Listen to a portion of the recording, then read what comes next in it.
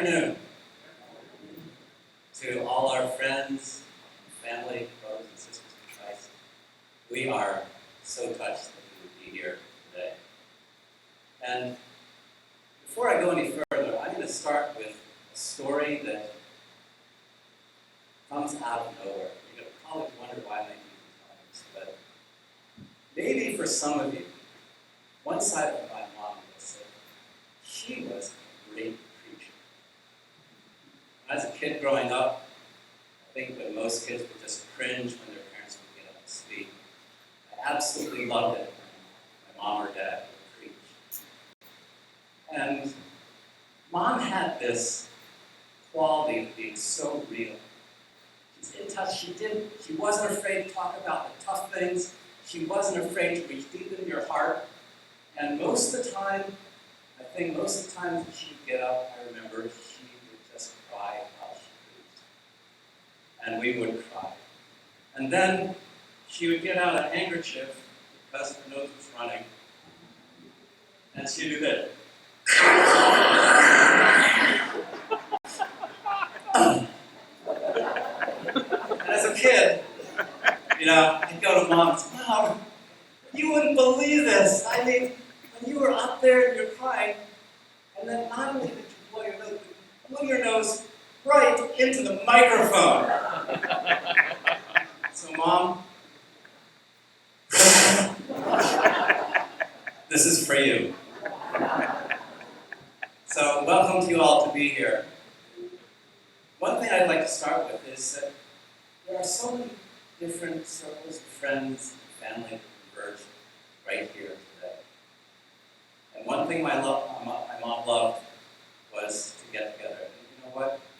One of the reasons I shared that story was, if I cried today, I just need to let you know I inherited the DNA, so please don't be surprised. But there are so many circles of friends who are here today. And if I could ask you to raise your hand if you fit in one of these circles for family, you raise your hands. For friends from Shiloh, this was a Christian community that we lived in way up north. We have scattered since about the late 1980s, okay, from Shiloh. From Anacortes, okay, we have from Taiwan. We have one special friend, she's like a daughter to my mom from her Christian work in Taiwan. Her name is Melody, who flew in Friday night, and she's going to leave Sunday, just all the way to Taiwan, up here at the. Can you stand up just a second, Melody? So, we have friends from Fort St. John, Canada, that have come, 1,700 miles, friends from Fort St. John. Come on, raise them high.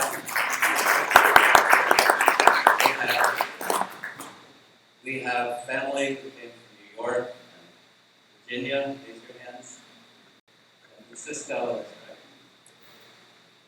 So, from Florida, that's right. Okay. So, thank you from the bottom of our hearts to each one of you. Taking time to be here because Mom loved getting together. Mom, look who's here. Can we have the music team come up? We're going to start the service with some of Mom's favorite songs. Some of these were actually in her will that she wanted to sing in the service. So please join in and sing with us. We lift our praise to the Lord. This was one part of music that's probably the most meaningful to her. Let's just sing our praise to God.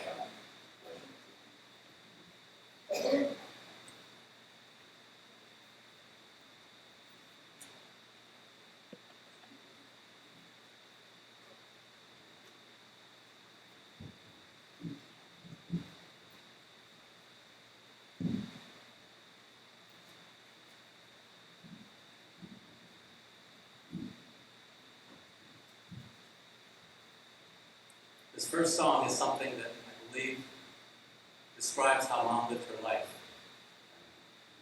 It's the greatest thing in all my life is knowing you. This is another quote. The greatest thing in all my life is loving you. The greatest thing in all my life is serving you. The greatest thing in all my life is knowing you. The greatest thing in all my life is knowing you. I want to know more. I want to know the greatest thing in all my life is knowing you.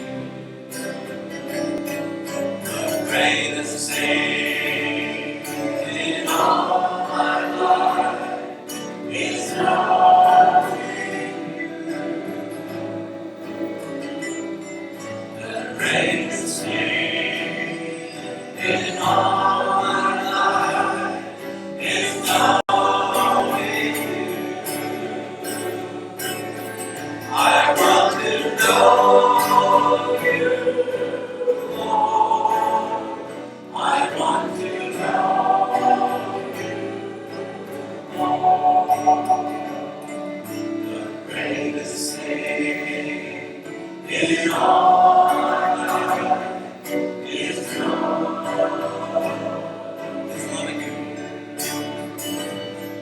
The greatest thing in all my life is loving you. The greatest thing in all my life is loving you.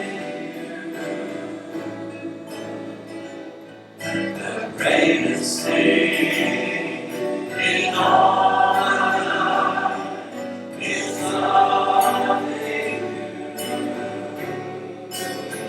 I want to know you more. I want to know you more. The greatest thing in all my life is loving you. The greatest thing in all my life is serving you. The greatest thing in all my life is serving you. I want to serve you more.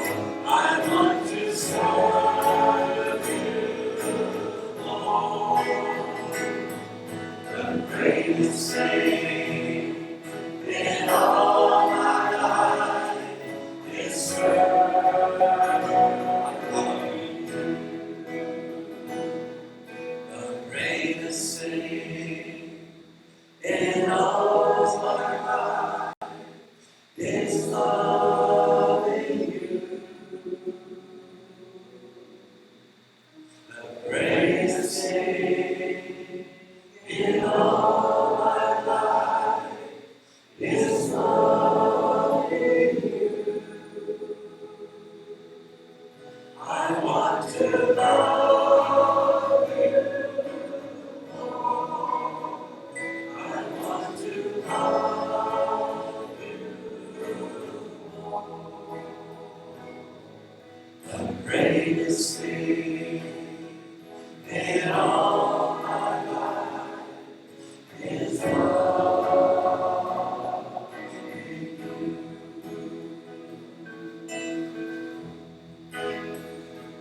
I love you, Lord, and I lift my voice to worship.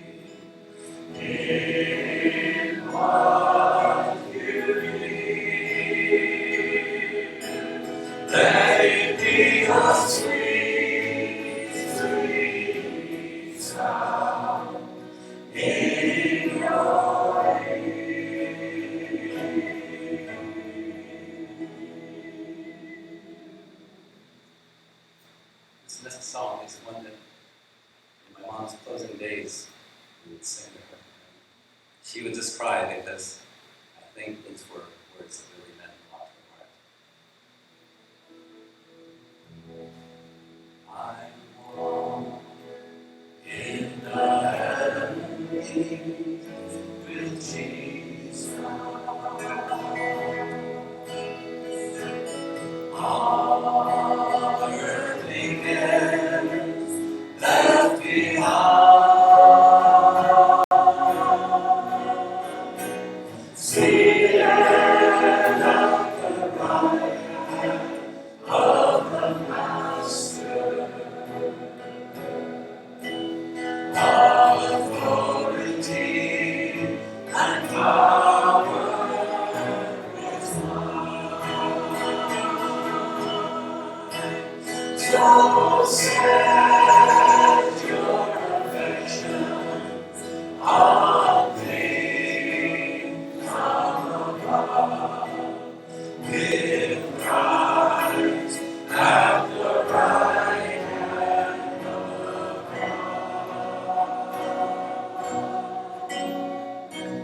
For we are dead, and your new life is in Christ at the right hand of God. I walk in the heavenlies with Jesus. All earthly cares left behind. Seated at the right hand of the Master,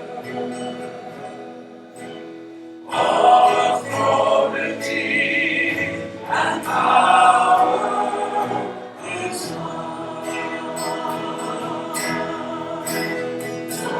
Set your affections on things from above, with Christ at the right hand of God.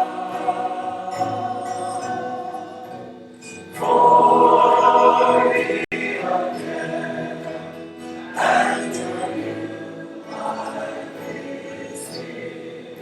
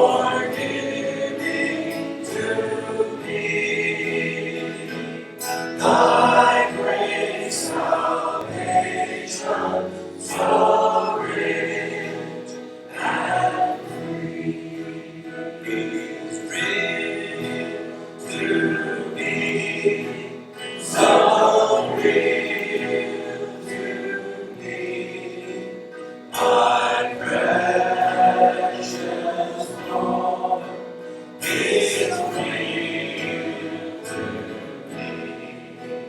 My soul has found reality.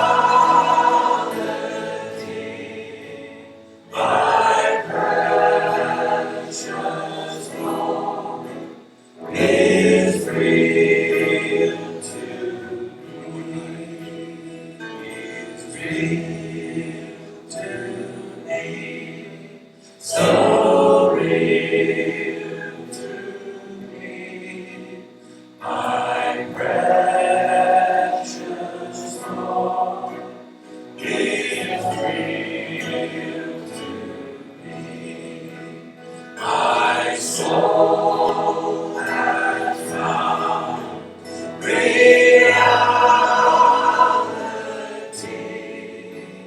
My precious Lord is real to me.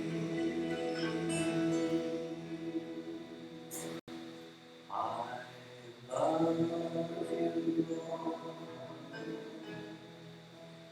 and I lift my voice to worship you, oh my soul, rejoice. Take joy, my King, in what you hear. Let it be a sweet, sweet sound in your ear.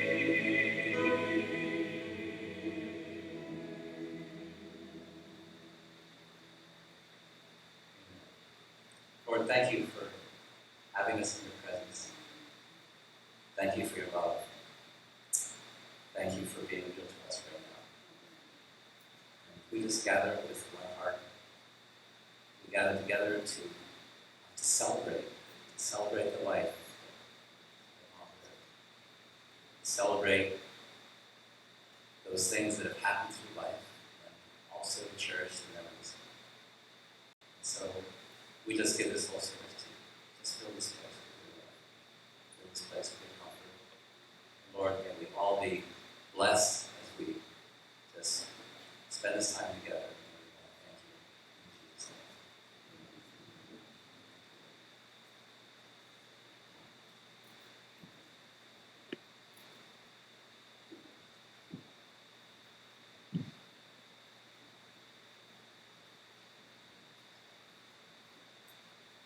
And I feel official up here.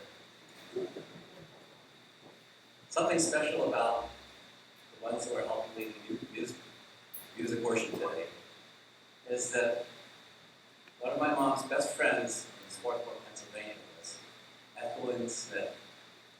And her husband, Bill Smith, was the assistant conductor of the Philadelphia Orchestra.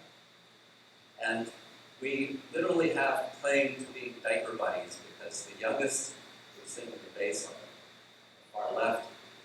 David, we literally knew him from diapers. And also, Mallory and Murray and Doug, his husband, they came all the way from Fort St. John to be here. It's just such a blessing to have childhood friends to worship together and to bless us as well. Okay, so today I'm going to walk you through the life of Susan Lin. Because from the different circles that we come from, how many knew Mom from China?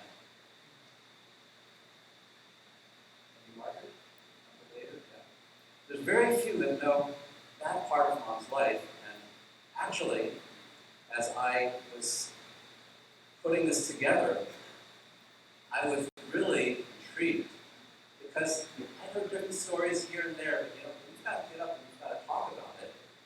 It better be a little bit more clear in your mind. So I started realizing different time frames that we're talking about. And the first part of her life in China, I'd like to call that the dance with the history of China and Asia. Because seriously, it was a dance. It's probably like tango, coming, going, tension. And it was something that was incredibly interesting. So, in 1929, this handsome Slav couple that you see here, this was my mother's parents. Dora Chen and James Shui. And this was around 1929 when they got married. And they had children quickly. So the two babies that you see here is my mother and Uncle Tom, as you know them, and of course, endearingly known by young and old as Uncle Tom, that this was the start of their family. And at this time, I'd like to surprise Alan. Alan, would you come up and do your tribute, because this is going to cover some of this time frame.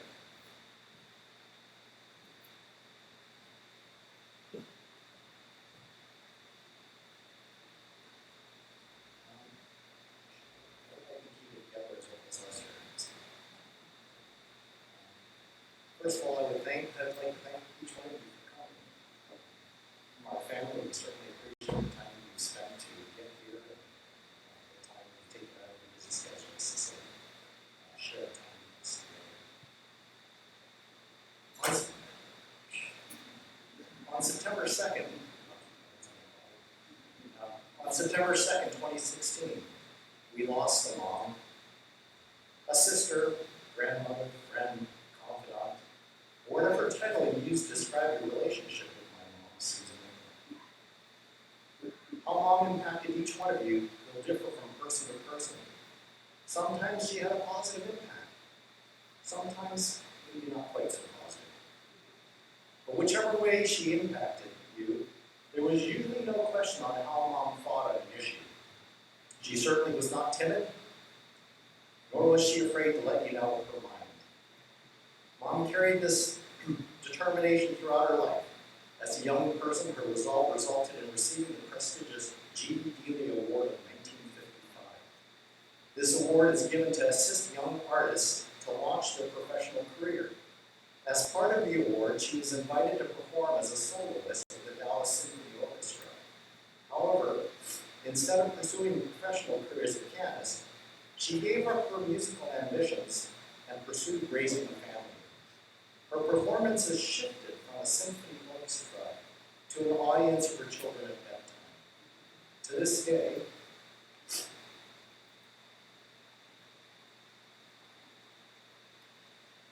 I cherish the memories of the times I felt deeply asleep. The speaking to Mom, thank you, Dad. Thanks, Mom. As children, Mom was always there for us. I think of the countless hours she spent poolside watching us swim lap after lap, or helping us with school fundraisers, or whatever else was the flavor of the day. I now wonder how many jars of bees that I caught and took into the house, and Mom would eventually set free by accident.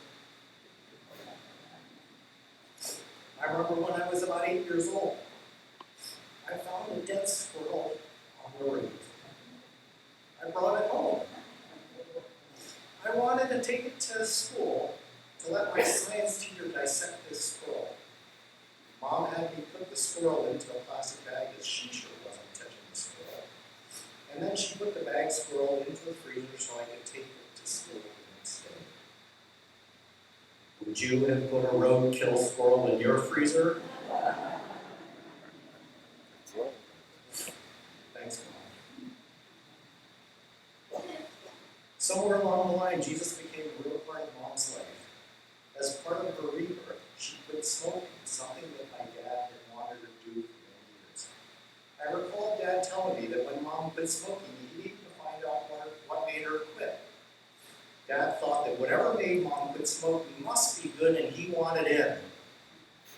Their faith led them to northern British Columbia to live with fellow believers in what became the most important time of their life. Dear friendships and bonds were formed in those years, and Mom would often speak affectionately of her memories of that time. My parents' faith would eventually touch people in 5 of the 7 continents of this world. Some of those people are in attendance today. However, a story that some of you may not know involves the Leprosy Mission of Canada, today known as AFFECT. Mom wanted to do something to honor my dad's work as a general surgeon. An opportunity to develop with the Leprosy Mission of Canada to renovate an operating room in a remote part of India.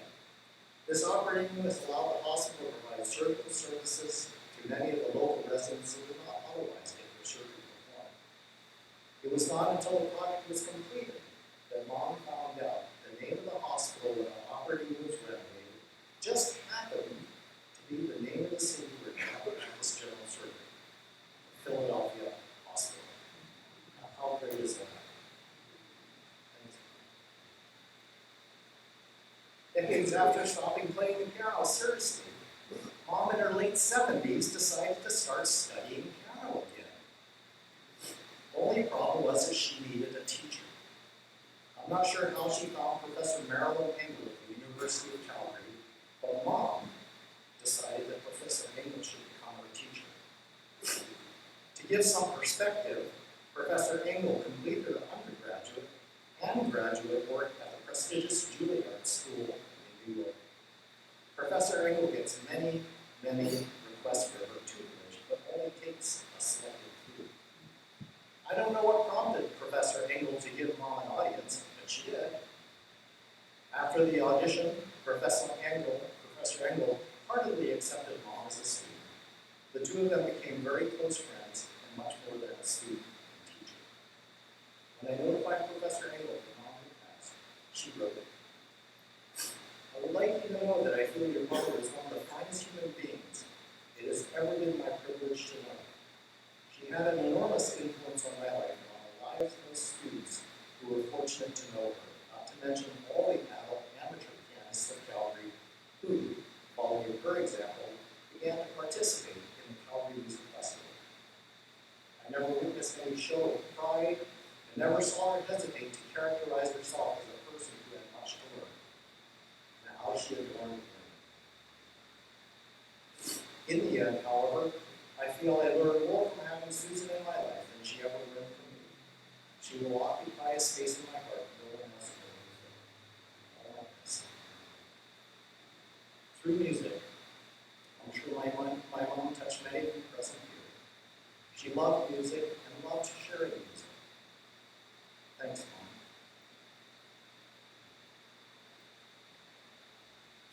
Late in August, it was clear to our family that Mom wasn't doing so. My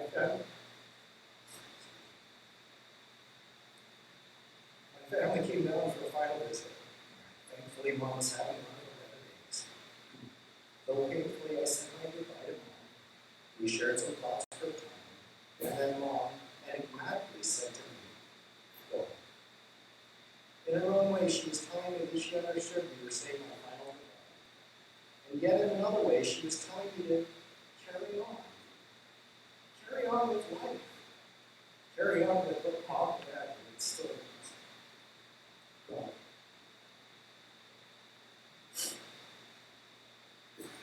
That was the final word when Mom said to me. Therefore, today, on behalf of my mom, I would like to challenge each one of you to take the way my mom impacted your life and spread that impact to others. One of my mom's favorite sayings was, "Don't waste what God has given. Instead, let each one of us grow."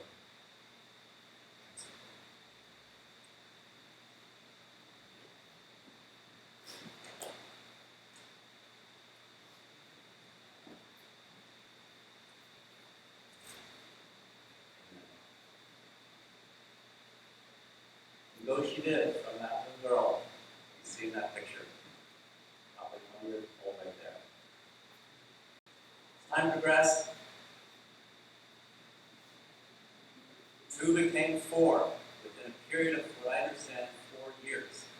Wow, I didn't know that biologically possible.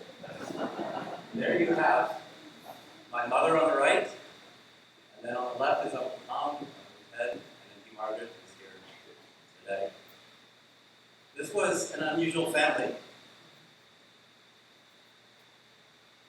By the mid-1930s, we see that it starts dancing with the history of Japan and the start of the Japanese War with China was in 1937. And this family, you see her father was my grandfather. We discovered through Auntie Margaret's research that actually that my great-grandfather had a long and meaningful history with the Methodist Church. Isn't it amazing that we're here today in the Methodist Church? He actually did a lot of church work. He actually ran businesses that were profitable for the church, and pretty soon the church could run independently in China. So it is with great thanks that we give to the Methodist Church here that we're able to have this meeting here. And my father served the Methodist Hospital. He went to a Methodist Christian school. So how befitting from both sides of the family in our history with the Methodist Church that we are able to be here today. They were a musical family. My mother studied piano, and Uncle Tom and Uncle Ted the violin, and Auntie Margaret, piano and violin, right?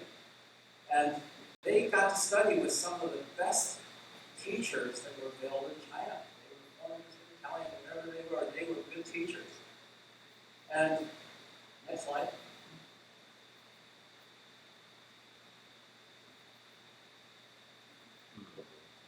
Okay.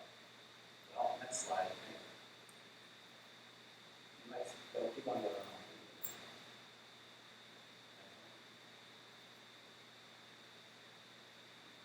You see these trucks. My grandfather was a doctor, and raising 5 kids in China, I guess, was a challenge because, from what I understand, a lot of his patients were peasants and farmers. So, what my mother used to tell me was when it was harvest time, it was plentiful. There was more than they knew what to do with. And yet, during the winter times, when the fields weren't producing and the weather was cold, the money flow was very difficult. So as a result, my grandfather made a bid for being the GM dealer in that area of China, in Fujian, where he was competing with someone else that bid to sell 1 car a year. I believe grandfather did a bid to sell 200 cars per year. Now, there's one big problem. At that time, they didn't have roads for cars. So what are you going to do when when you're trying to sell cars and there aren't even roads? Well, they got into the road building business. They got into the trucking business. And pictured here is a truck somewhere around that area of 1933 and 1938, where my uncle tells me that their trucks, they would put double leaf springs on the back so they could carry twice as much weight. And they would have caravans. Next slide. Now, this wasn't their caravans, but he said there were numerous Jewish trucks because their family's chauffeur would take them up on the hill and watch as the trucks made their way, leaving from where they were, the Silk Road to do trade with India and Burma. They would have to have these trucks equipped with welders and all kinds of tools. You could fix anything along the way. So, huge fleet of trucks. And now I start realizing, wow, that family was wealthy. So wealthy that my uncle, before he was even tall enough to reach the pedals, my grandfather bought him an in Healy, an imported car in China. He also, as a young kid, was given a Harley-Davidson motorcycle with a 4-gear stick shift. In my mind, that's a spoiled kid. And holy cow. So I believe in those early ages there were servants. They grew up with a good lifestyle, went to the best schools, had the best teachers. Next slide. So here's the region. You see that where the trucks went in the red line, that I don't have a pointer here, but going down into India, going to Burma. So they were doing trade, and evidently it must have been a good business. Next slide. Come 1937 is when the Japanese started invading China. Now, first of all, they started way up north. They started sweeping south. They're coming to Beijing. And my parents, my mother and her family, they were further down south. So there was a buffer time during this period of time. So this is another part of their history, the dance with the Japanese war. Next slide. The other thing was church was such an integral part of their upbringing. This person that is shown here, maybe some of you have heard of him, maybe not. His name is Watchman Nee. Supposedly, one of the homegrown Christians that had probably the biggest impact amongst the Christian movement at that time. He would eventually die in jail for his beliefs. And my grandfather was amongst the inner circle of Watchman Nee. And the family was very intimately associated with what Watchman Nee was doing. My aunt, next slide, she describes Watchman Nee in her tribute that he was a very famous and powerful evangelist in Fuzhou, Shanghai, and other big cities. His followers numbered thousands upon thousands, and his revival meetings were legendary. His words were extremely powerful, and his teachings had very much influenced Mom at an early age. I remember one evening in Shanghai, probably after attending one of Watchman Nee's revival meetings, about offering yourself and what you have. It's then reading from Wikipedia that Watchman Nee gave his whole business to the church and was encouraging other church leaders to do the same. Mom came home, put all her belongings in one pile in the middle of the living room, and declaring she was making her offering to the church. Everything she had, pile. Grandma was not pleased. She did not exactly veto this idea, but she simply said to Mom, at least keep half of it for your own use. But I heard also that grandfather wanted to give his business to the church. And grandma had similar advice to him. She said, well, we've got 5 kids to raise.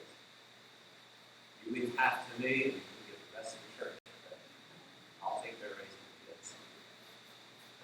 But this story of Mom, that is so Mom, because she's a giving person. She's always thinking of how she could reach out and bless someone, whether it's to give a meal or a sweater that she bought at the Goodwill store or whatever it was. She wanted to do something. And Alan told me about the project in India for a leprosy hospital. She heard about this and she felt a sense of these people in that hospital. What are they going to do? And she decided that she wanted to give a fairly large amount to help build this hospital. And I looked at her finances. I said, Mom, you're living off the proceeds of these kind of funds. And you need to think carefully. She did. She took time to think about it. She came back and said, God is this. God wants me to do it. I do it. I know God will take care of it. That's Mom, from 14 years old, how in her heart she was a giving person.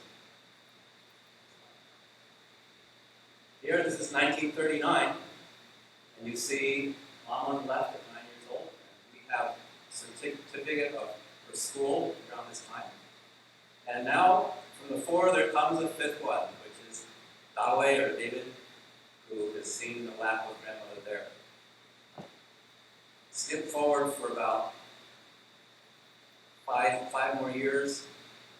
When Mom was 15 years old, she was sent to go to high school in Hong Kong.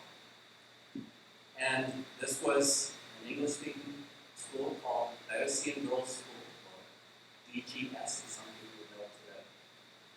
And from what my aunt told me was the reason she had to go to Hong Kong to go to school, while the rest of the family went to Taiwan, actually fleeing Taiwan.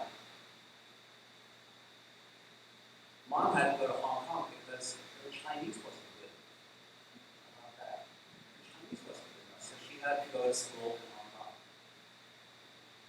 From what I understand also, that watching Lee's wife, Christine Lee, was one who chaperoned my mother to go to Hong Kong.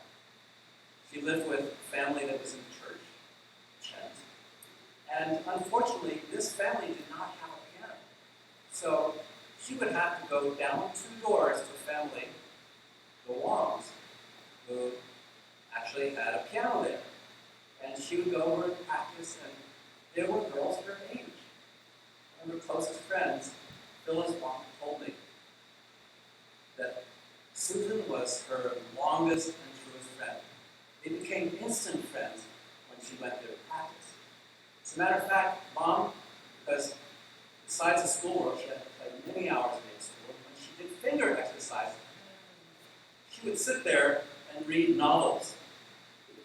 What a picture, huh? Reading, that's Mom. And also, when Phyllis got married many years later in the United States, when they reunited, Mom was the one who made the wedding dress. The wedding dress, the veil, everything.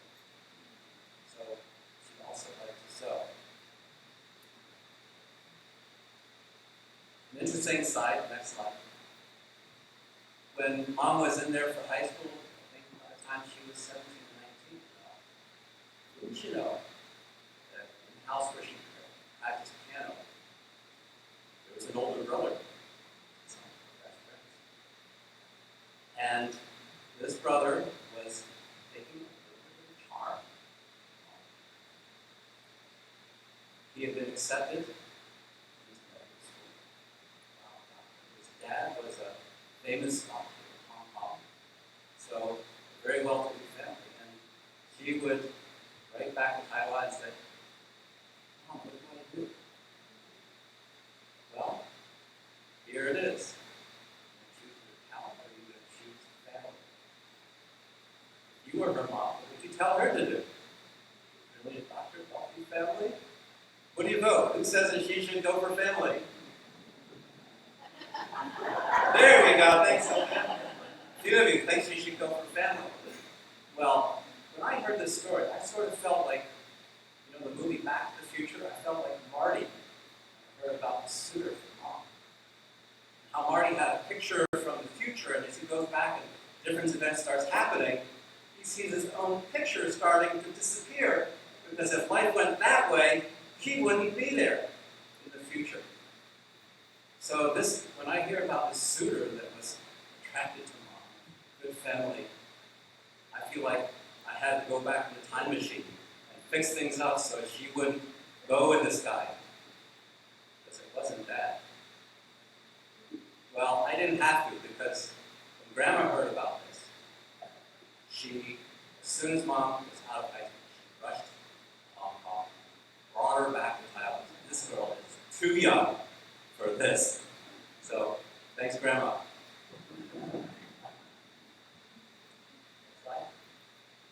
So now we see some different areas. I guess the map's not back there, but from Fuzhou to Hong Kong to Taiwan. She stopped briefly there at age 19 and gave a concert at one of the prestigious high schools in Taipei before going to the United States. Next slide. So here are some of the pictures of the family together. Next slide. From the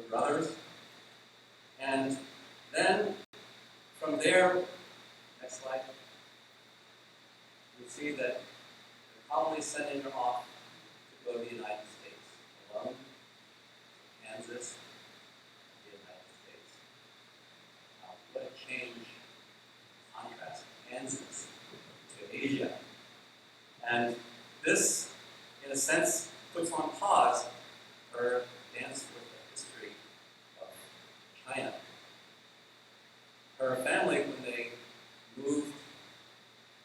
fled from China to Taiwan, I understand that my grandmother was a mayor, or I don't know exactly know the Chinese term, but maybe that's the closest we can call it, is that was a mayor in China. A woman mayor at that time.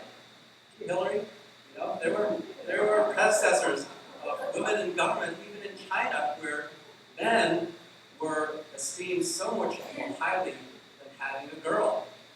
If you had all girls and didn't have a son, that was a real problem for the family. But she did things so well that they addressed her as Mr. Chen. You compliment how unpolitically correct that would be today. But when they fled to Taiwan, we understand that grandmother was one of the last flights that left China. She had sent ahead family and servants to Taiwan. Their trucks that they had left because during the Japanese War, I was told that they had set fire to their trucks. The Japanese were going to use them against their own country. And they had lost things in the war. They went from wealthy to losing everything. They started up again. My grandfather saw, as a physician, he saw the lack of medical supplies inland, and he started buying medical supplies and shipping them by boat inland in China. And wouldn't you know, one of the boats got blasted out of the water by a bomb. So they got decimated again. They came to Taiwan with some of their trucks, and they remember trying to offload these trucks coming off the ships, big wooden planks on the dock, okay, and lowering the trucks down to land in Taiwan. And after all that, they would realize the government had a monopoly of the trucking business. And the government took the trucks. And now they're in Taiwan, having to reestablish and find some other way of making it. So it was boom, bust, boom and bust. And the tango moving here and there for reasons of war and fleeing the enemy. And then political upheaval with the Communist Party, which was moving and expanding their reach, and they moved to Taiwan. So my mother leaves Taiwan and puts on pause her dance with the history of China. First of all, she goes to a college in Kansas where she had a scholarship. And while she was there, she entered a piano competition. And during that piano competition, there was a judge named Dr. Ernie Daniel. And he was really impressed with how my mom played. And he happened to be the dean of the School of Fine Arts at the Western State University in Wichita Falls, Texas, and offered her a full scholarship to go there. So she would, of course, go to the Western State University in Wichita Falls, Texas. Dr. Danielle would go on. Part of his illustrious career was to be the future conductor of the Santa Clara Symphony. But albeit, while she was in school, her parents had set aside money. They had set aside money for Tom, that money would come in the United States, and had some money for Mom just for her to get started.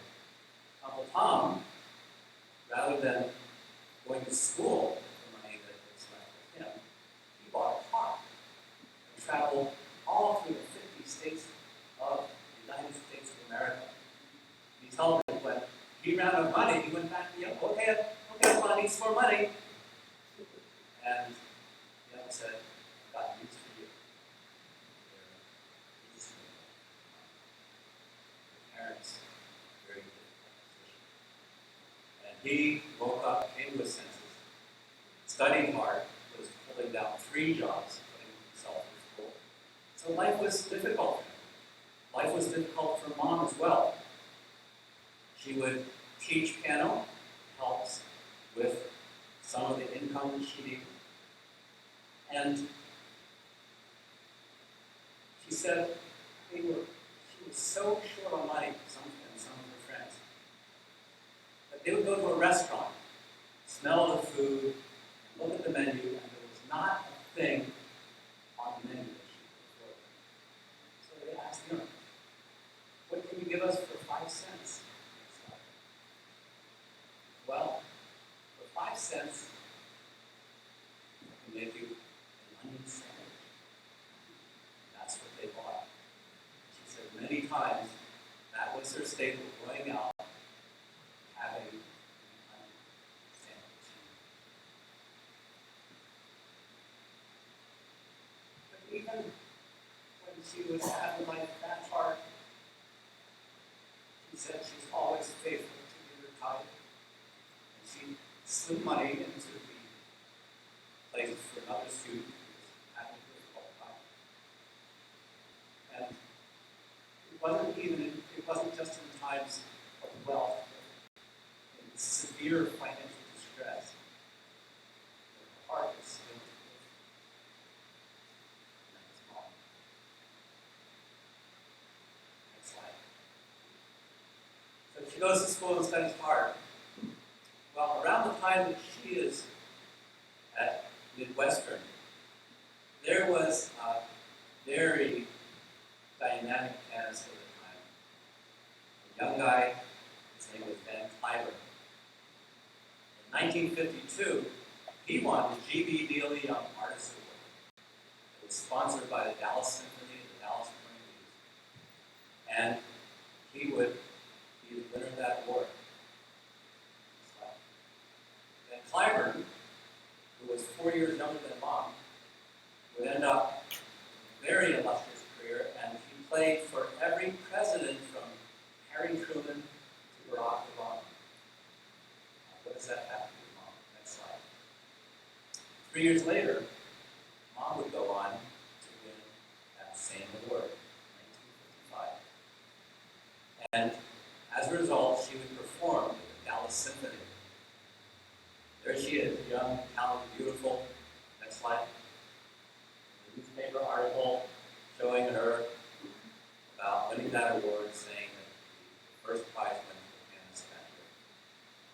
So there she is, like insanely Ben Kleiber at the time. Well, as she graduates, wouldn't you know, romance comes knocking at the door again. Next slide. Here's this guy, captain of the United States Army, who was a doctor. Next slide. And he had finished his stint with the Army and had come out, and he met Mom. So here she is again. Next slide.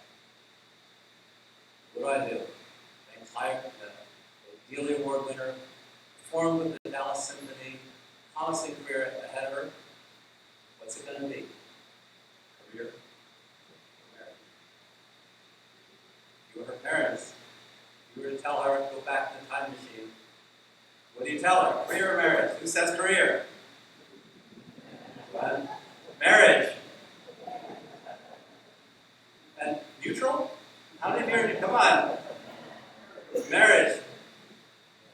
Well, thank you for those of you that are married, because she did choose marriage. Next slide. And the last day of the year of 1955, David Lynn and Susan Lynn were married. I don't know if my dad chose to get married last year for 1 full year's tax collection or whatever. My brother would follow in his footsteps, as we were saying. So they got married. And wouldn't you know that they would go on to have the most beautiful baby in the world? 1956, next slide. Isn't it beautiful? Yeah, that's me.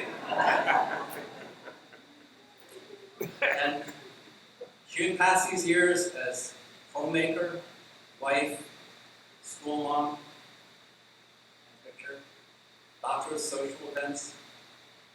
And one of the things that she would throw herself into was helping the hospital open a thrift shop. Because again, in her heart was always wanting to give. Doing something that would benefit others, setting up a thrift shop. That was one of the things that was in the era of the Philadelphia time. She threw herself into sewing. She loved pottery. But at that point in time, there was a tragedy that would hit the Schreer family. Is that, by the way, the youngest one that you saw in the picture would come at a very young age, in his 20s, to have nasal cancer. And it was devastating to the family. He was the youngest, the funniest, the most talented. He was the adorable baby of the family. And this threw my mom into a spiritual tailspin. And she started seeking, like, God, why? God, why? And one day she heard this, she would start reading things, Jean Dixon, these psychics at the time. And there was a friend that invited her to go to a seance. And my mom was so desperate for answers that she was considering strongly to go to seance. I remember her finding a Ouija board. You play with it, and okay, see what we do, that we sort of push it. Oh, look at that. We were just kids, we were just messing with her. But she knew spiritually it was wrong. She knew it was not right, but she was so desperate for some answers that she was ready to make a phone call, and she prayed, God, if I'm not supposed to do this, please stop me from doing this. She would answer the phone, and it was one of her other best friends, Betty Jo Wagner, who said, you know what, I'm going to invite you to a house in Swarthmore. There's a itinerant preacher who's really different, and he's going to be talking at this teacher's house. Would you come with me? And she took that as a sign, okay, I'm not supposed to go to this house. And that would launch a spiritual turning point for our family. And when she went to this meeting, she was really touched. She went again, and then invited this preacher to our house. I remember peeking over the table, 10 years at the time, listening to him speak. And I remember going to a service where people were clapping and they're raising their hands. It's nothing like the Presbyterian church that we're going to. And God touched our family. God touched our family deeply there. And set us on a course that would lead us to some very interesting places. Mom would also throw herself into being a school mom. First grade, I remember we were putting on the Christmas play, a Mall of Night Visitors. And she would help. She was actually in charge of production and corralled a bunch of first graders to do what I thought was an amazing performance. Friends of mine still remember this to this day. She'd also show for us the swimming events, and the one thing that Alan didn't talk about was that we were competitive swimmers, and the practices were grueling. We were part of a winter club that was like 1 and 2 in the United States from the East Coast compared to the West Coast Santa Barbara Swim Club. But we were really into very tough training. And it was not fun. I mean, you would swim until you thought you were going to die, get cramps and all this. And Alan did not want to go to swimming practice many times. And my mom would literally go to the second floor and grab Alan, pull by his feet, while he was sliding on his butt, boom, boom, boom, boom, down the stairs, and make him go to swim practice. That was Mom. She also would come to our swim meets, and something, a fruit of her labors, and something that probably gives both Alan and I a big head, is at the local swimming pool in Swarthmore, Pennsylvania. We actually set some swimming records. And this year is 50 years. Those records haven't been broken yet. So, I was crossed my fingers that at least this year it wouldn't be broken. Next year, okay, but to have a record that stood for 50 years, wow, that's pretty cool. Next slide. She would also teach piano to students, and one of her students was Mindy Wagner. This was the daughter of Betty Jo Wagner, the one that invited her to the church meeting that changed the course of our family's life. Mindy was 1 year younger than I.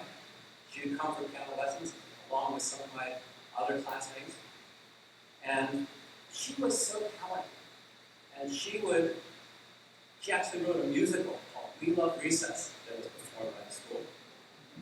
And wouldn't you know that in 1999, finding out this through Facebook, because I hadn't seen Mindy in years, that I discovered she won a Pulitzer Prize in music.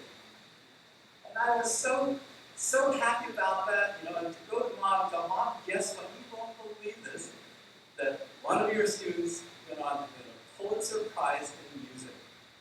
And she does this quite modern type of music, and if you heard it, I don't know how happy Mom would be, because it's sort of strange music, but actually, for those who are trained, I guess it's beautiful in its way. She also taught a niece of Phyllis Long, and her name was Marion. She would compete in the competition, win it in Pennsylvania, and also perform with the Philadelphia Orchestra at the age of 15. So, it's one thing to have the gift, it's another thing to pass the gift on. And that was Mom, pass the gift on.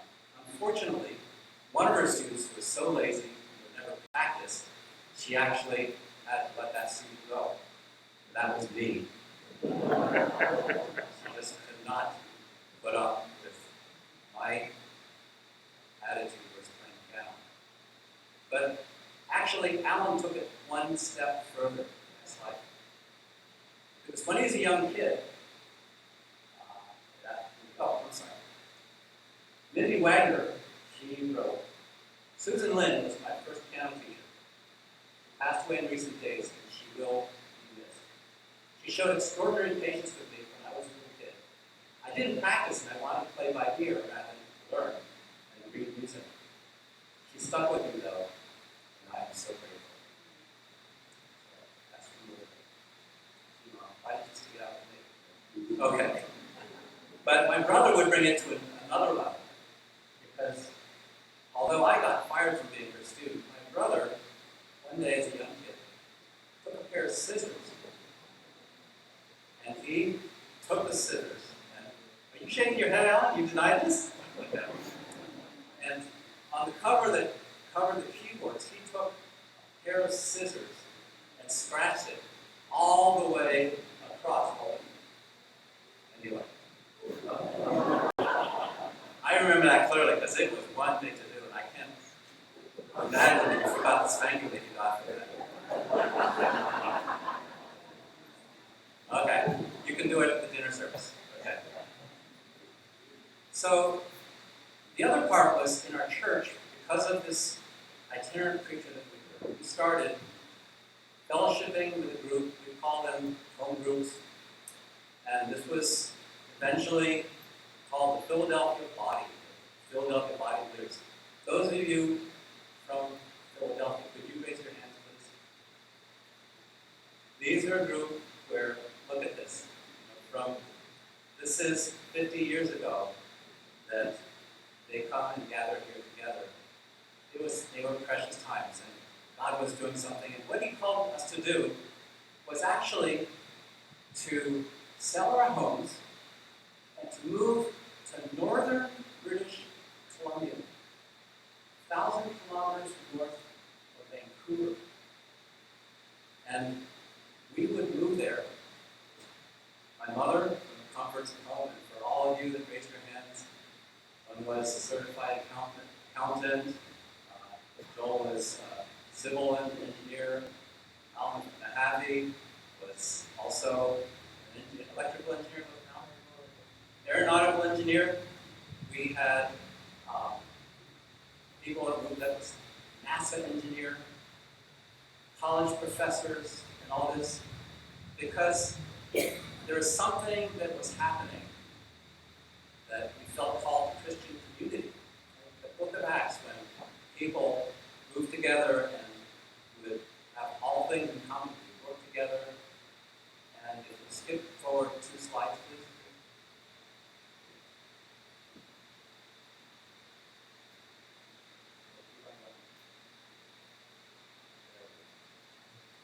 And we would move to northern British Columbia. We purchased a plot of land that was about eventually 2 square miles, okay, called the Shiloh Farm. There was not even a road going into there. And the first group that went in, there were 6 guys that went to get in there, put up tents, starting to build some, at least something with the first building, which was a log cabin with a dirt roof on it. And I would go there on the second group, where the road was so bad you could not get into the 4-wheel drive vehicle with chains on it. You had to be pulled in by a tracked vehicle. Even tractors would get stuck. Farm tractors would get stuck in the mud going to where we were. And this was the start of an era that was an incredible spiritual experience.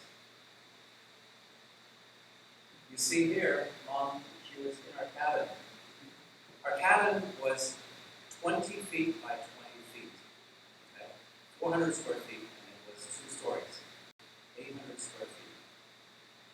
And the different families, like we had many young people that were coming to the farm, and because she had 2 sons already, we became the boys' dorm. And in this little house, we would have housed my mom and dad, my brother and I. At the peak, we had 12 guys living in our house. 12 teenagers. Can you imagine that? And for snacks, we would buy peanut butter by the 25-pound pail. We'd buy cases of sardines, cases of crackers. You know, this was an incredible time. And Mom was the mom to 12 boys. And you know, they're rebellious, attitudes, and all this. And she had to be a strict mom. Some of us kicked against it. Myself as a teenager, I really didn't appreciate those years too much. But Mom was incredible. And not only that, there was wash for all these guys to do. Now, we did not have electricity at the time. Okay? So we didn't have washing machines. So here was the arduous task of doing the laundry for 12 guys. Dirty farm, you know, manure and mud, sawdust, grease, all that kind of stuff. So there were other girls that would come to help, but they had what was Yukon washer, something with a handle, where you turn it like this, the scrub boards. That was Mom. Not afraid to roll her sleeves up and get in there and do something. Now, something when she was in college, if you come from a different side, being from a very privileged family, she didn't have to do wash. But when she got to college, she didn't know how to run the washing machine. So it was told that she would sneak in at night to go to the bathroom and wash things like sheets and clothes by hand. She didn't know how to run washing machines. Wow. Okay. So we can skip forward 2 slides. Shiloh would eventually grow from one cabin. When I got there, I slept in the second cabin that was built. And the first thing we had to do when we got there was to put the roof on it. There was that. There were bears that would come through the camp. And this community would grow. We eventually had 25 homes. We had greenhouses. And we would clear that land where there were forests and trees.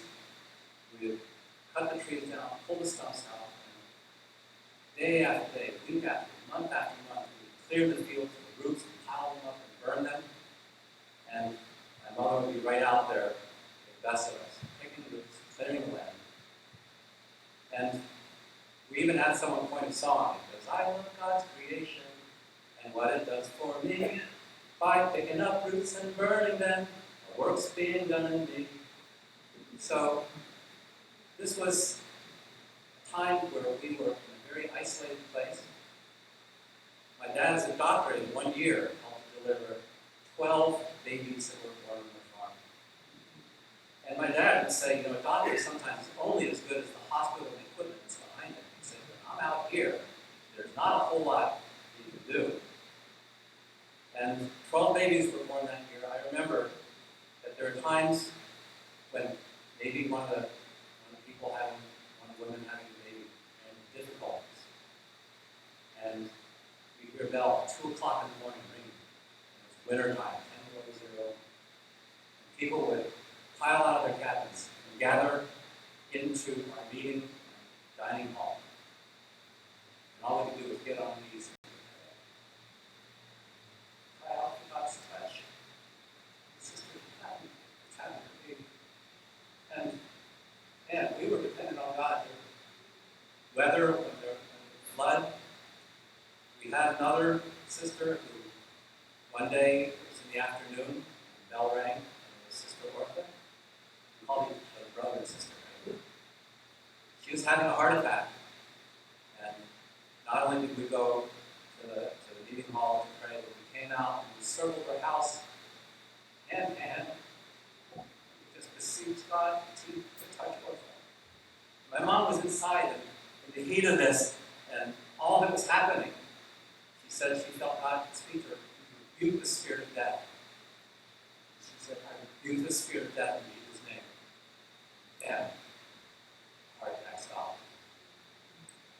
And these are little flavors. We had our own school, eventually from grades 1 through 12. And there are a couple of you here that went to that school. Raise your hands. That went to the Shiloh school. Some of you that taught also, or these. Okay. So this was an integral part of our lives. We had difficulties. We wanted to be self-sufficient, but with that amount of land in short growing seasons, we weren't able to really support ourselves financially well. So the next picture. This is a letter that Mom is writing after being on the farm for many years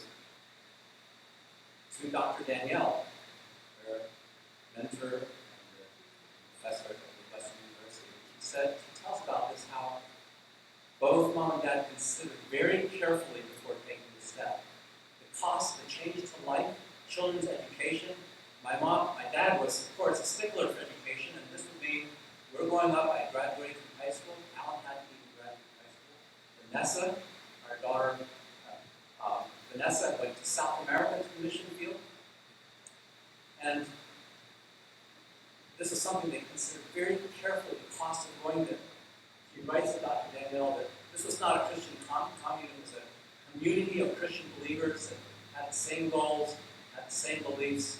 We wanted to live a life which is not just coming to church on Sunday and saying a prayer, sing a song, and say hello, and see you next week. It was to really experience life deeply, to really have to actively practice forgiveness when these persons were in your face and you see at every meal of the day.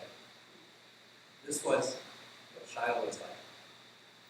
Next slide. You see, my brother was sitting here. He had a dog team. Eventually, he had 17 now-new dogs. Next slide. This was the first cabin, a dirt sod roof. And you can see roof racks up on the top that we pick up. And finally, next slide. You see Shiloh 14 years later, where it was beautiful. Fields that were just forest, just raw fields of brush, that were now growing grains, and we had potato fields, we had tomatoes, greenhouses, gardens, and that was Shiloh.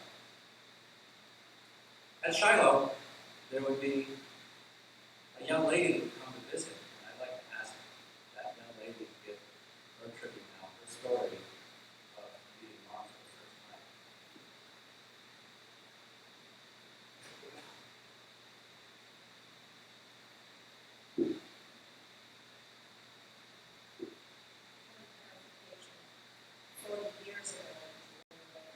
First of all, thank you all so very much for coming here today. I think I know many of you, but for those who don't know me, I am one of Susan's daughters-in-law. I know if Mom were here with us today, she would be so incredibly glad and grateful to see such familiar and loving faces, and would greatly appreciate the time you've taken to come and honor her. Unlike Lester, I am not someone who enjoys public speaking, so I'll be brief. But indulge me for a few moments while I begin with the memory of my first meeting with Mom. At the time, I was a painfully shy, almost 13-year-old. My family and I, who had moved from England and lived in Canada for less than 6 months, went to visit Shiloh Farm, and we were invited to take tea at the Little Cabin. After the initial meet and greet, we sat down with our tea. Sister Susan, as she was mostly known at the time, sat down with her tea in her spinning room, where she was spinning piles of silky dog hair, yes, into her wool skein to be used for knitting winter socks. She cast her eyes toward my sister and me and said, "Where are your projects?" Upon confessing that we had none, she roundly declared that idle hands led to no good. Little did I, or she, know that I had just met my future mother-in-law, and that the owner of the dogs who provided the hair for the socks would be my one true love. He has been just that for the past 33 years. As I think about our first meeting 40 years ago and how it characterizes how Mom thought about and lived her life, one word comes to mind: purpose, which is defined as the aims and goals of a person. As Lester's already said, going back one generation is her mother Dora. From the stories I've been told about her, so forgive any errors in the retelling, they are all mine. Dora was born into humble circumstances and a family of modest means, and as a child she had limited access to education.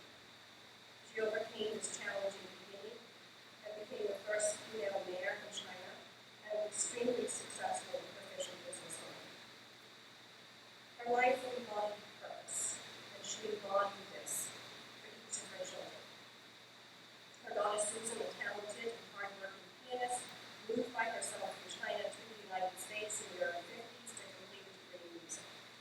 As Lester has said, Mom told me that she was so shy and unfamiliar with North American life that when she needed to wash her sheets in the dorm, she would take them to the bathroom at night and wash them in the hand sink, as she had no idea how long it was down here. She didn't end up going home to the Far East after her degree, or going on to do the degree with the Masters of Music that she had planned. Instead, she met her one true love, and like her mother, raised each of her 3 children to pursue lives of vision and purpose. And in her 40s, moved her family to yet another unfamiliar country and tackled a whole new way of life in the wilds of northern British Columbia. A decision that informed her life for the next 40-some years. Her life truly embodied purpose.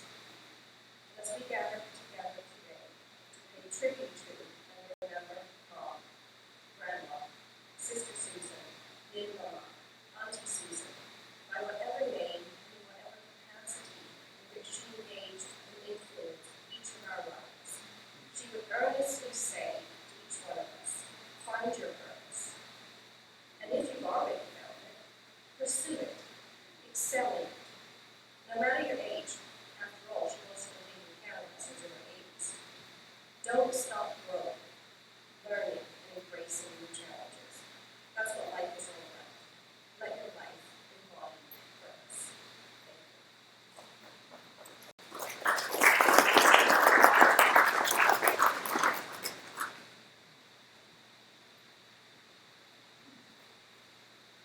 So that is one of my mother's daughters-in-law.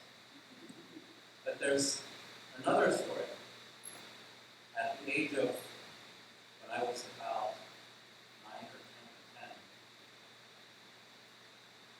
my parents would add another to our family. That's my sister Vanessa. Vanessa's 5 years older than me. And she came to Taiwan and came into our family. There were some extenuating family circumstances, which actually is another story of a dance with Asian history that is incredibly intriguing, heartbreaking.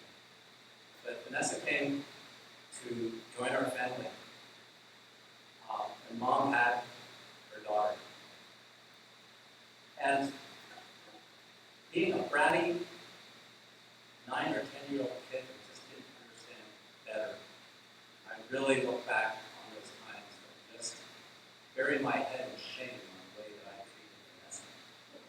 Probably the way most younger brothers would treat their older sister, but due to lack of understanding or whatever it was, we fought and all that, but of course, when you get older, that you start appreciating all that you have in an older sister. Well, actually, she's born in the leap year, so her official age is only 16. Yeah, you guys don't math.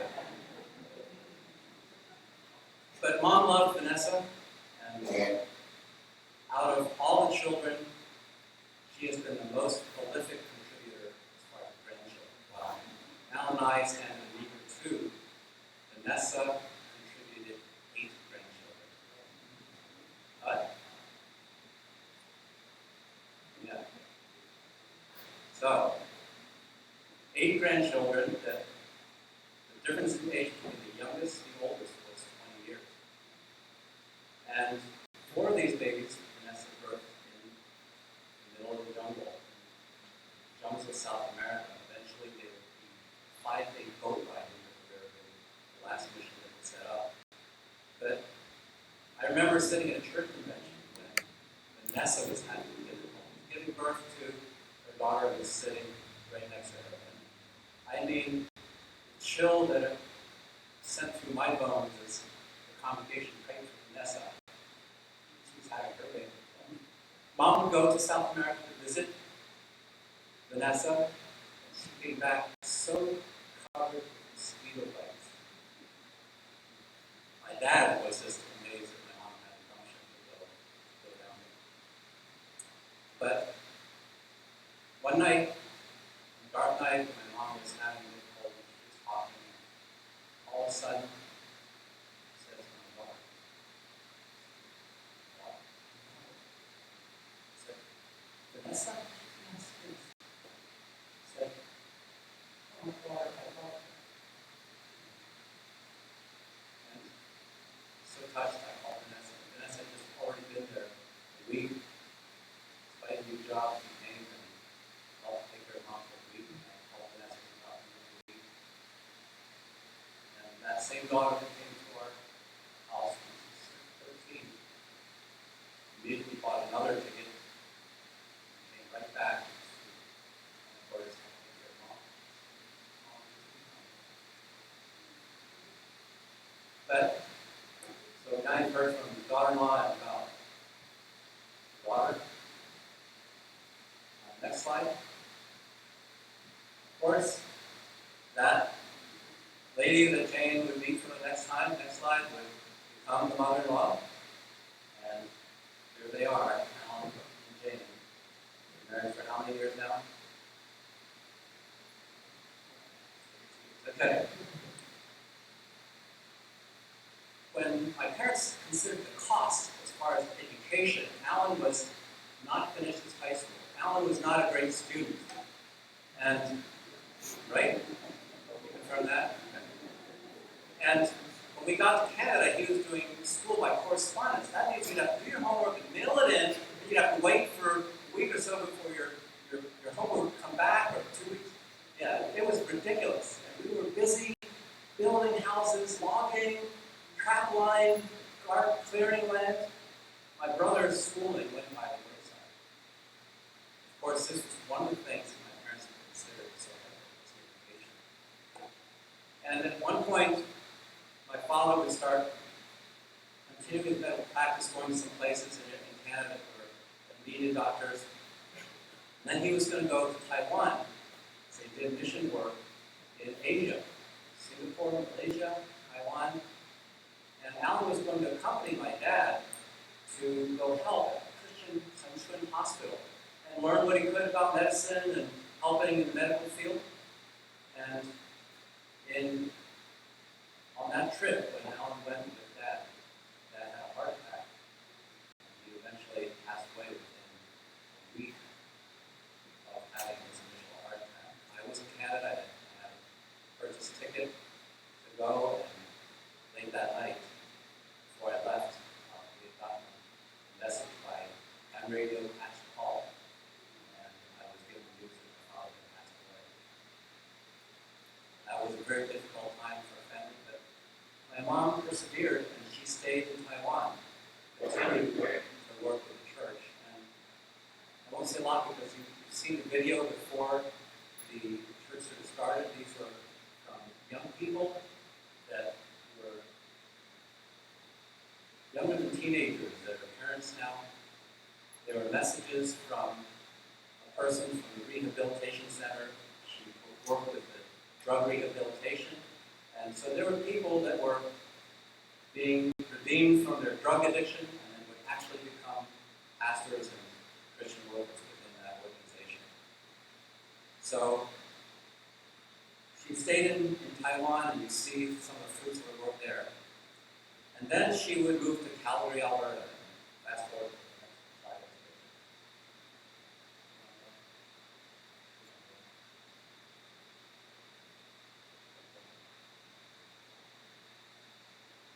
Okay, so Alan told you that Mom started taking piano lessons again at 70 years old. And wouldn't you know it, she would end up on the first page of the Calgary Herald. And with a 7-year-old that was also competing in the same competition. So, years later, I think as Alan told and read, her piano teacher would say that she was an inspiration. She's one of the favorite students she's ever had. She's inspired many other older people to get on with life and to attack it with zest and to start practicing their pianos and whatever else, other musical instruments. Next page. So that was Mom hitting the front page of the Calgary Herald. The next step brings her to Anacortes. And I won't say too much about this here, but next slide. So one of the things that most of you from Anacortes are very familiar with was that she was here, and of course, Mom was the person who loved to give. One of the things she got inspired about was, well, I can start practicing piano again, and we get a benefit concert to help raise money for the Meals on Wheels. And here she is performing at the Senior Center. Next slide. My Uncle Tom, he said when he was at this recital or this performance, he said he was so nervous. He said it's like watching a train going down the tracks. It's going too fast, a rickety old train. It's got to crash at some point, you know. But Mom had bravery. Next slide. She went ahead and did it. She also would do the same thing here in this church. And although the film was lost, I hear today that this video might be found. So keep your fingers crossed as far as the performance in this beautiful church that they did. She would team up with Marilyn Gardner, which, can you hear Marilyn? There she is.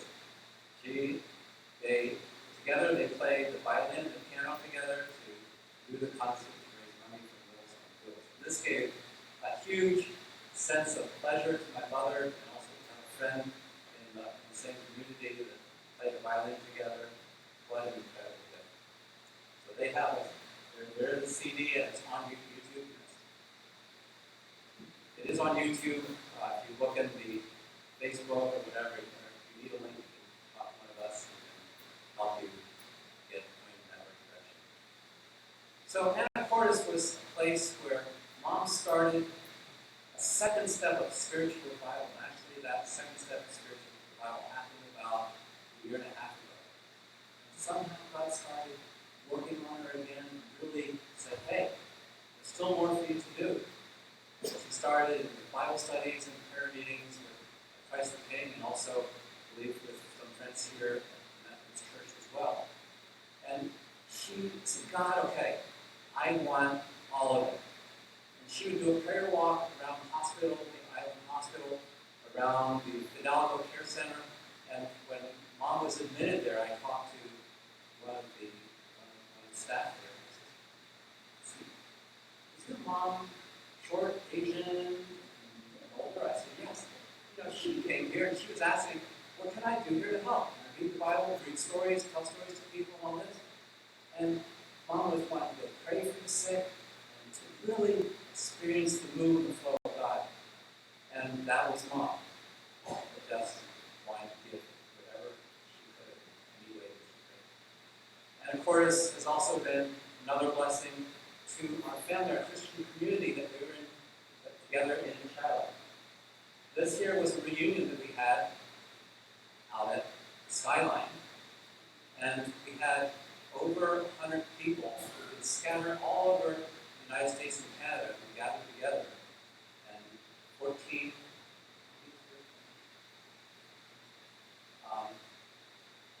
maybe 20, 30 years from the last time that we had been together as a group like this. And of course, it's been a time for a focus point for our family to be able to get together with our own relatives, for the Shiloh family to get together. And finally, Mom always had a project. I think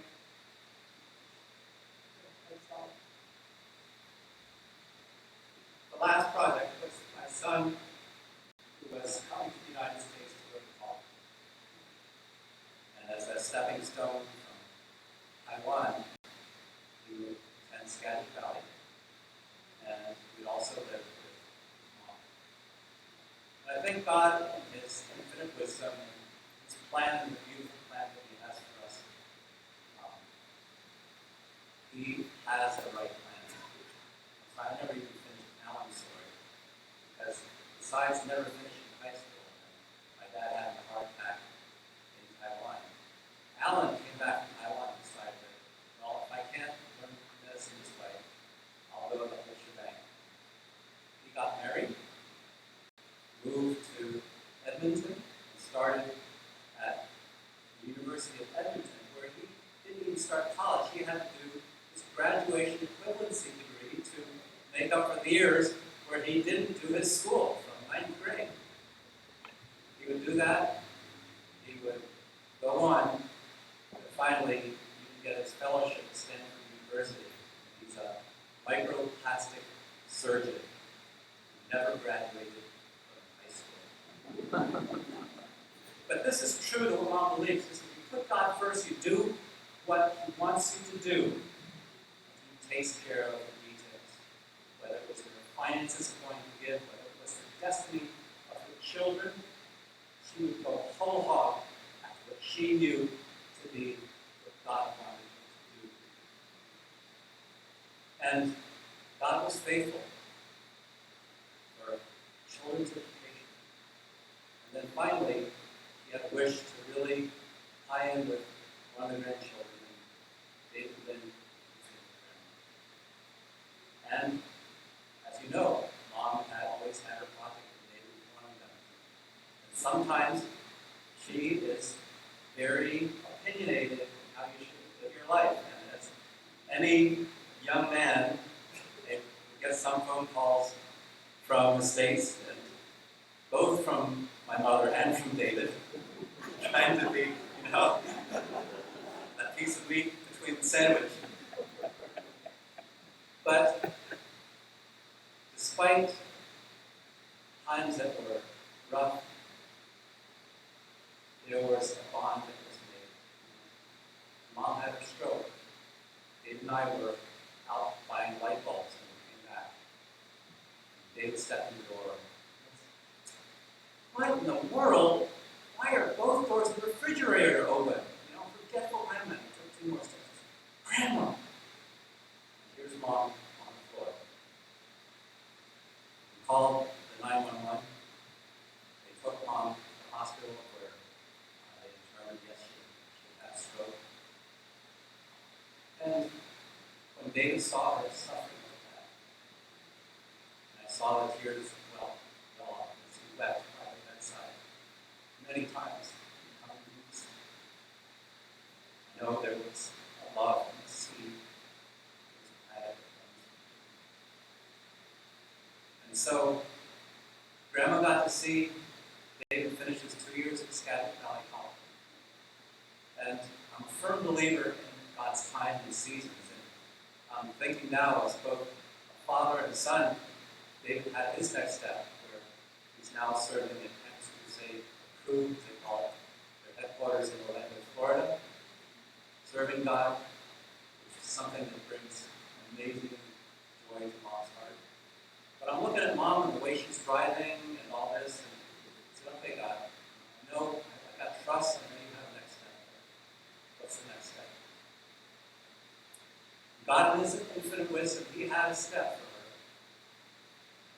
At first, we thought Mom was really doing great. She was improving. She couldn't speak. She couldn't swallow. She couldn't talk. We saw her starting to improve, finally being able to eat, being able to talk in both Chinese and English, and more than one Chinese dialect, coming up with some incredible vocabulary at times. And then it seemed like things started to progress. My mom said to me, even at the peak of how well she was doing physical therapy and talking and starting to eat, one night she said to me, Pastor, I said, what do you mean? Couldn't articulate. At that time, wasn't being able to articulate so well as my mind. I said, are you afraid to die? No, I'm not afraid to die. I'm talking about who you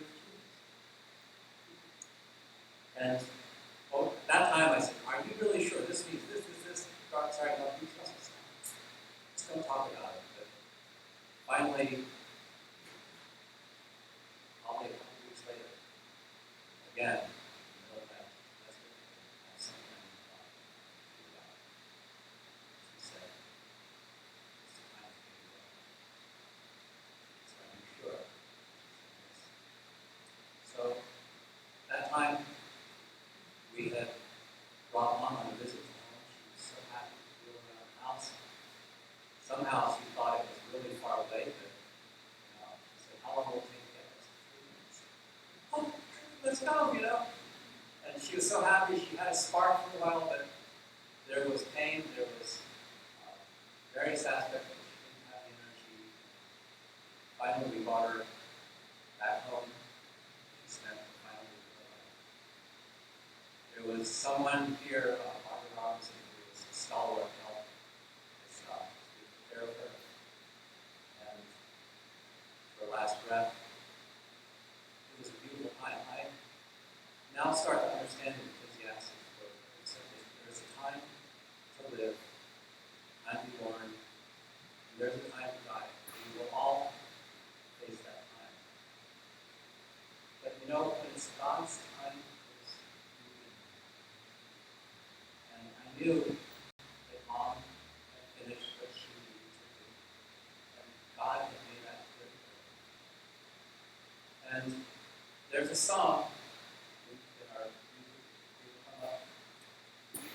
As I watched Mom, I'd ask her when she would eat, what would you like to eat? What was your favorite? And all that. She just had no interest in what food. Would you like to watch television to see what's happening with the election? She was so wrapped up with the election. And basically, it was very obvious she had where her destiny was to go. There are times in Mom's life when she moved, whether it was moving from China, Hong Kong, the United States, to getting married to moving to Philadelphia, to moving to British Columbia, Canada, to moving to Calgary, to moving to Anchor, sometimes why we just didn't understand why she felt it was time to move. You know what? Now I'm starting to understand. She knew it was the time. And there's an old country song, and this described Mom to a T. This world is not my home, I'm just a passenger. treasure in my home are all beyond belief. The angels beckon me to knock on heaven's door, and I don't feel it on this door. I think that's no harm. She knew where she was headed. She was single-mindedly headed there with joy, without fear, and she's here now. This is a light song. We're not grieving because we're here to celebrate this. And there's two songs we're going to put together as we close the service. Let's sing it and let's be joyful. Yes.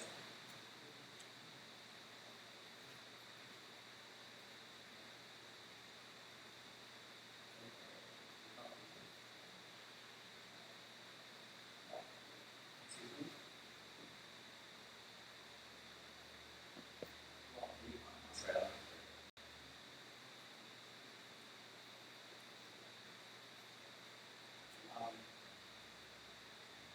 So, yeah.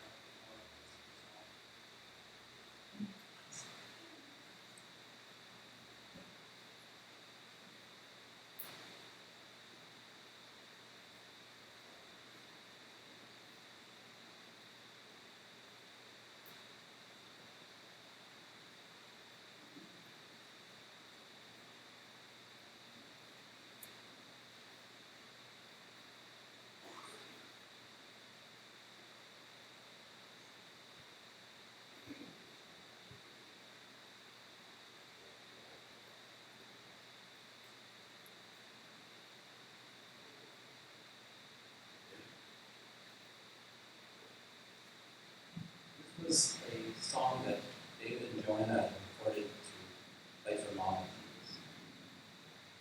when I was in the hospital. And actually, the words of this I felt was very meaningful because I tell you, dying is hard. You know, there's no way to dress it up and to sugarcoat it.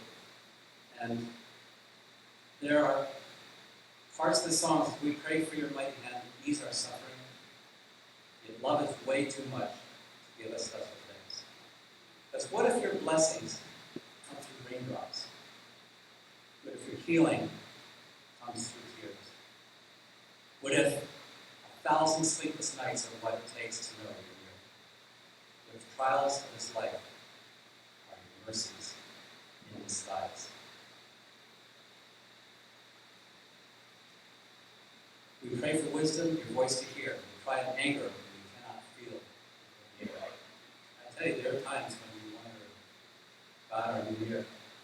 We doubt your goodness, we doubt your love, and as if every promise from your word is not enough.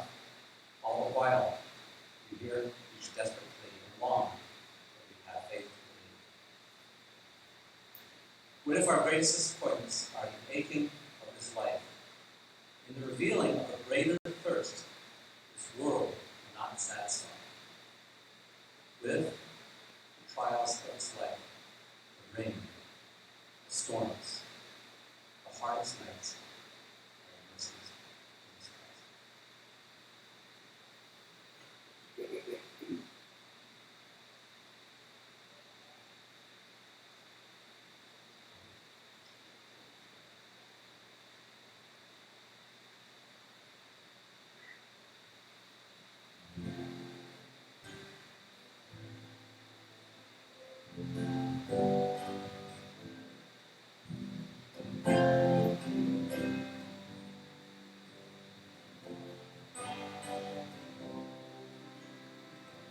We pray for blessings, we pray for peace, comfort for family, protection while we sleep.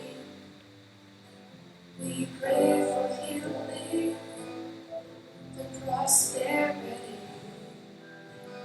We pray for your mighty hands to ease our suffering.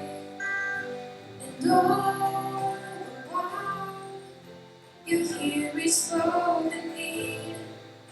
Your love is way too much to give us lesser things. What if your blessings come through raindrops What if you're healing come through tears?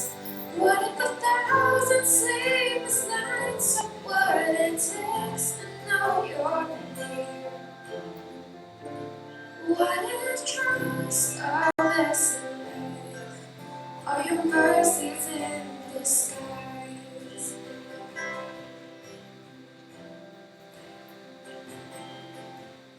We pray for wisdom, your voice to hear.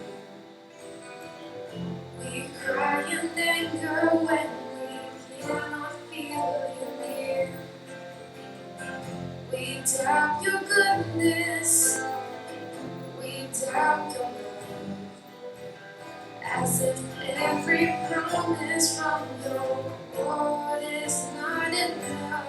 And all the while, you hear each desperate plea, and know that we have faith to believe.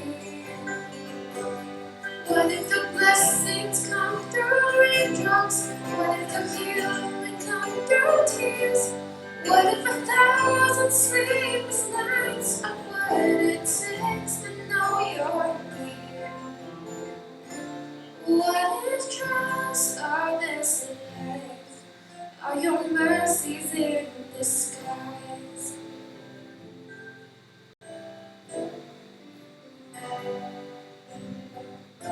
When friends betray us, darkness seems to win.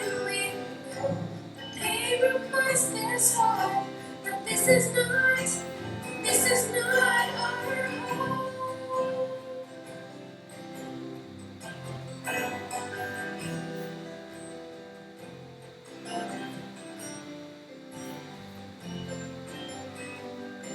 Cause what if your blessings come through raindrops? What if your healing come through tears?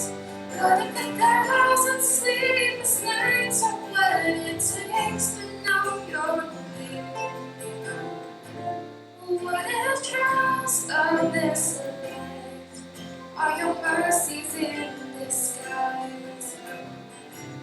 What if my greatest disappointment, or the aching of this life, is a revealing of the greatest thirst this world can satisfy? What if trials are this life? The rain, the storms, the hardest nights, are your mercies in disguise?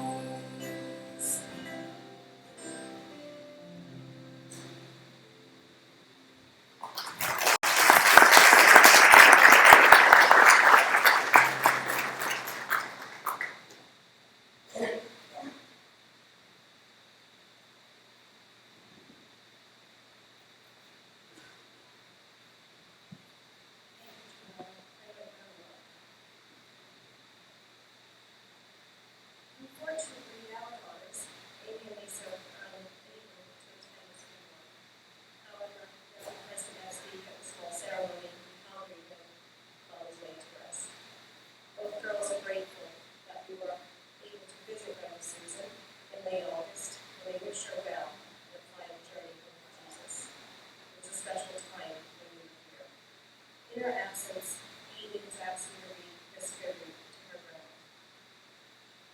From where I sit, writing the fall, that season where the small things slip slowly away, was stolen into the ground and sky, and was flying red and orange and massive all around. The prairie, a landscape I've known for almost my entire life, unfolds in gold and yellow in the lagoon until it flattens into the blue of the sky. Interrupting this is a solitary pole made of wood so old that it's silken to the touch. It's been the start of the many pathways that wind through the prairie for as long as I have lived here. It has withstood fire and hail, torrential downpour and blizzard. I've walked deep into the prairie each night, and there it is, far behind me, still visible. This pole looms so large in my mind that even when I cannot see it, when I want to go home,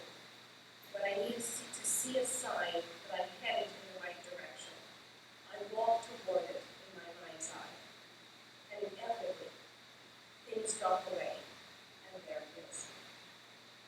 When I sat to write, not only about my grandma Susan, but also to her, this solitary poem was the image within my mind. Susan, my father's mother, and my grandma, was to me a vertical woman. By vertical, I mean that Grandma Susan lived upright. She fiercely embodied with art, passion, and intelligence her beliefs and convictions. She also, as long as I had the privilege of knowing her, had her eyes fixed upward. Grandma Susan lived towards the sky, sometimes capable of seeing in a way that was uncanny that which had not yet come to be. This was not only present in her ability to create art through music, sculpture, and speech, but also in her steady belief in the joy and completeness that was still to come in the eternal realm. Even in times of doubt, loss, and difficulty, Grandma Susan remained on her feet. She stood in many ways strongly for others as well as for the Lord. Grandma Susan's heart possessed a clarity of vision and faith that has always been visible to me. She is an emblem of the home to which she is now gone, and in which I will one day see her again. Though we have for now lost sight of Grandma Susan's physical form, I especially miss her laugh that could have enfolded the whole world within it. I went for my walk yesterday, and the sun was setting the ground and sky on fire all around me. I sat down and watched glory flash off the crumbling leaves and grass. The roots of the trees shriveled underground. Voices passing around me shook like heat through the air. This wild neighborhood was changing. And though things do not come easily in this season of the alive and the dead, I knew Grandma Susan to be everywhere. As I walked home, I couldn't see Grandma Susan. A while I will not see her for a long while. I knew that she was ahead of me, of each one of us, bringing us home to where we meant to be. Thank you.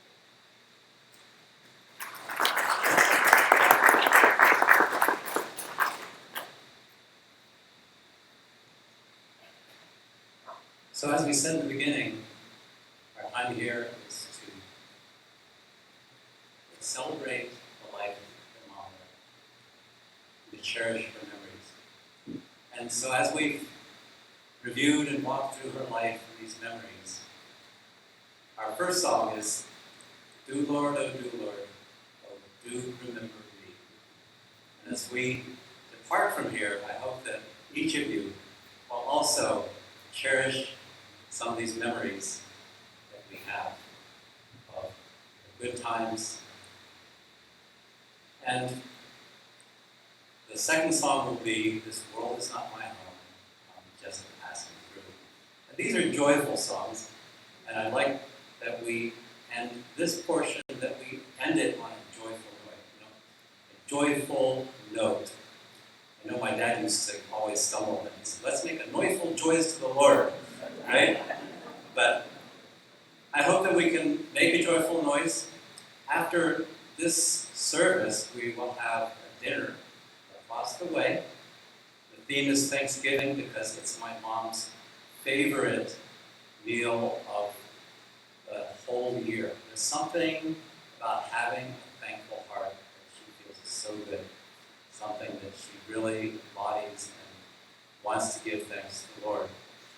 And we will also carry on. There's going to be a few others are going to be speaking, some others singing, and we're just going to have also just some happy singing time together at the dinner. So after we're finished here, the turkey's hot and the food's starting to smell good.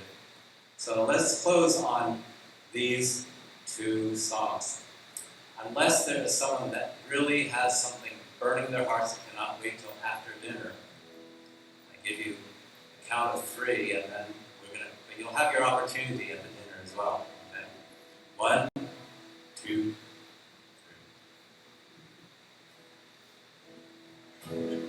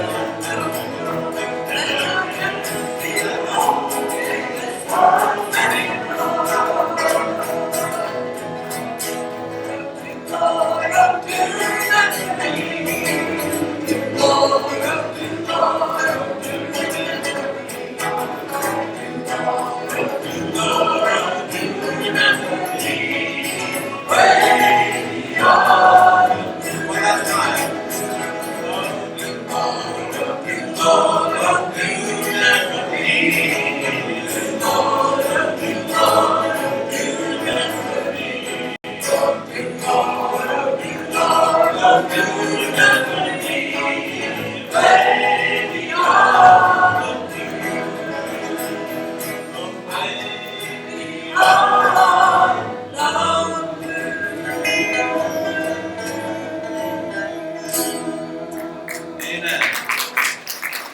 Let's close with prayer. And so, Lord, we want to thank you for our time together. And truly, we do celebrate the life of your servant, Susan. And we want to thank you for the memories. We want to thank you for the joyful times. We even thank you for the time when there were storms and trials. And we just want to bless your name. We know that you and your ultimate wisdom in all things is a timeless season. In all those seasons, it is beautiful and it is good. And we just remember the last words that Mom said to Alan, which sums it up, that as we go, that we embody, that we live life, and that we follow her example of living it with gusto, and to be a giver, to be obedient to God, and to trust our lives in your hands. And so we all say this word together. 1, 2, 3. Go. In Jesus' name.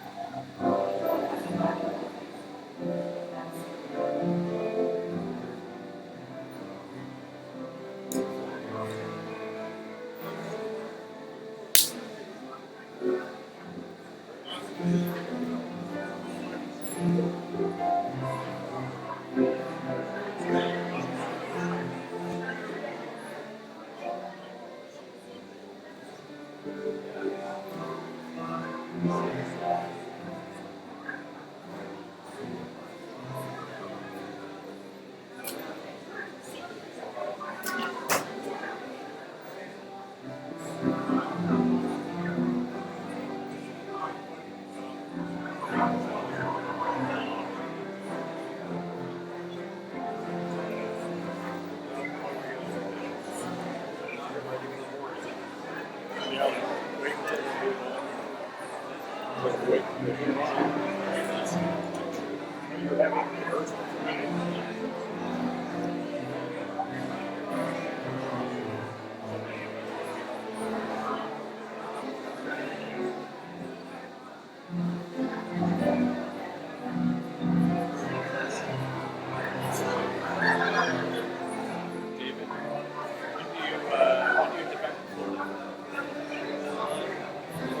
Calgary tomorrow for the burial service, and then I'll be going back.